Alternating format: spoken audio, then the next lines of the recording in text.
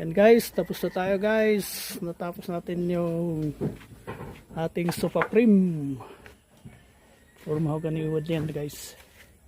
Ang gamit ko dyan ay 2x2, 1 and 1/2 by 2. Yan guys.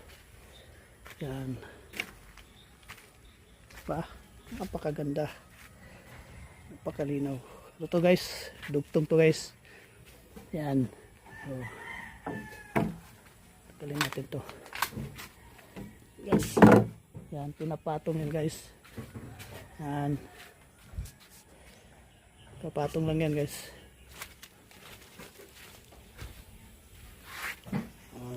Ganyan yan guys. Tapos, patungan.